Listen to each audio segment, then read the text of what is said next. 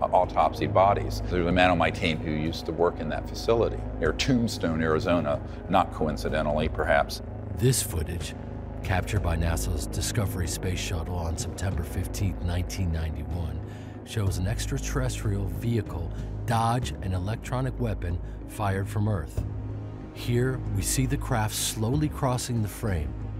There's a bright flash, and then it makes an abrupt right-angle turn and flies off. Moments after the turn, we see the shot fired across space where the craft had just been.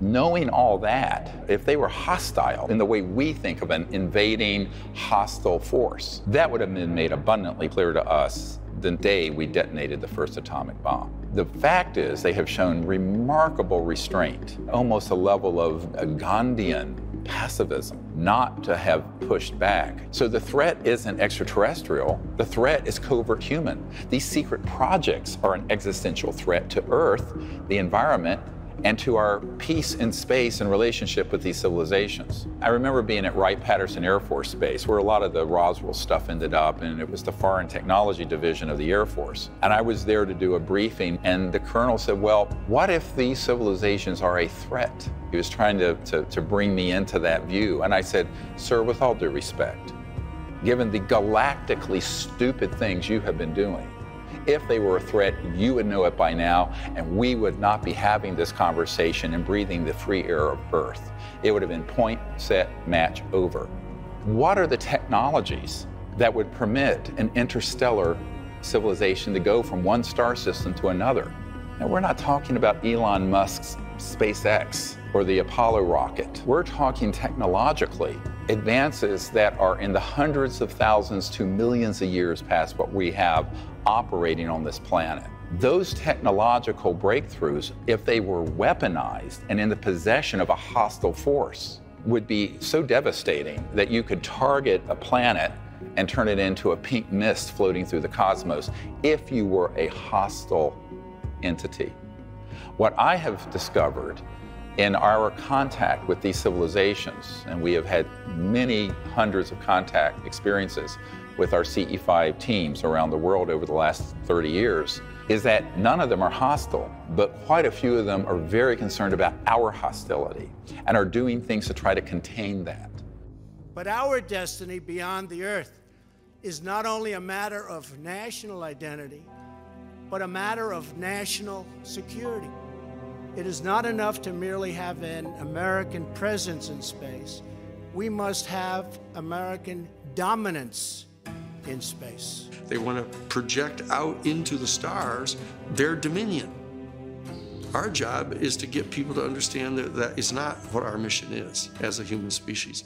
We need to lay back, participate with all other sentient life in the universe, and merit a proper position in the galactic federation, not be the big bully on the block.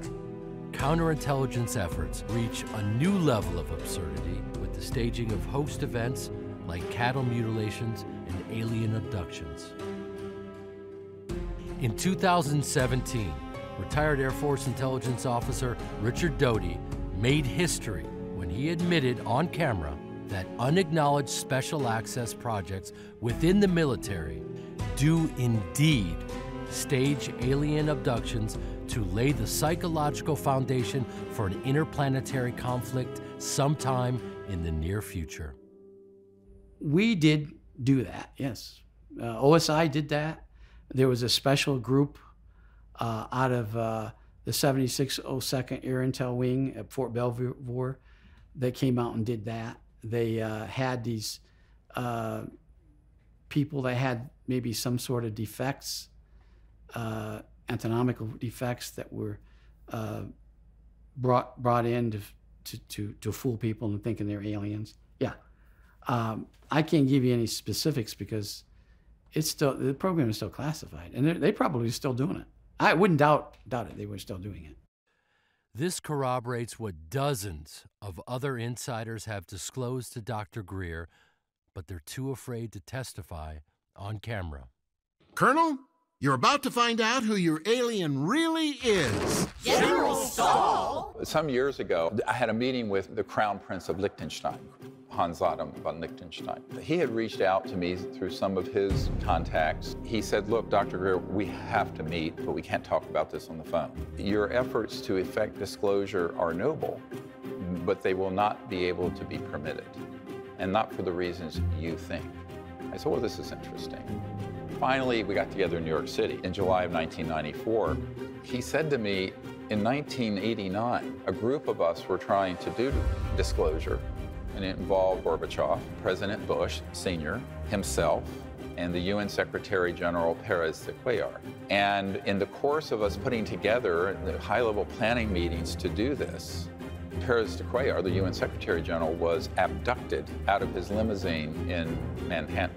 He was told by the aliens that if they did not cease and desist from their plans to disclose this information, that every world leader involved, including the President of the United States, would be abducted. This blew up like an atomic bomb in the Bush White House, and it did not go forward.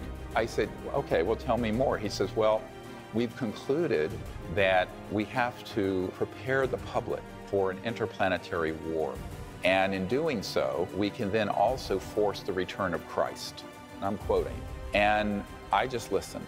He didn't know that I knew that the means for that abduction for Pérez de Cuellar were run by a counterintelligence unit out of the national security state that had the technologies to simulate an alien craft and aliens run completely by military assets, and that there was a deeper part of these unacknowledged special access projects that were zooming even people like Bush Sr., who was on the committee but had lost control of some of these renegade factions. This is a very complicated story. Pérez de Cuellar being abducted caused him to stop that process. It manipulated these leaders into going onto a war footing. And he confessed to me that the reason he was funding the work of the abduction groups was because they wanted to put information out to the public that would scare the public so that people would make the sacrifice in blood and treasure to have an interplanetary war. Now, this is 25 years ago. It was not a happy meeting for me. If there's any one thing that is going to mobilize people to allow the national security state to establish full spectrum dominance over our planet, it is this. The beings themselves, interestingly enough and very importantly, aren't putting out their own story. They're not doing that yet. They're trying to get us to understand it. They're trying to give us warnings. They're trying to help raise our consciousness, which is a critical part of this entire operation going on, and trying to get us to do this for ourselves. That's what this is all about. But the national security state realizes that that's a slower process, so they're now trying to hurry this up. There's a kind of an emergency process underway right now. Make no mistake about that.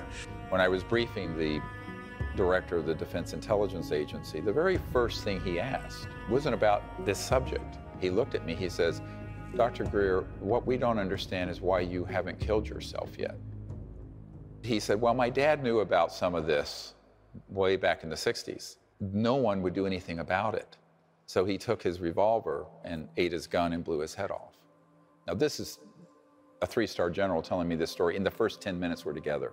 I said, well, I'm sorry that happened to you, but I understand where your dad was coming from. Because it's sort of this,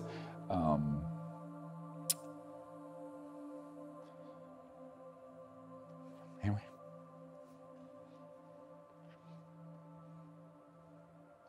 Oh, take a breath.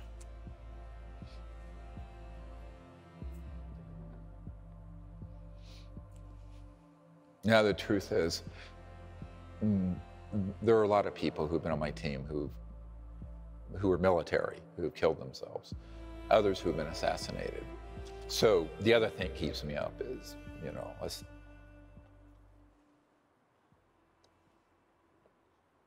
survivor guilt.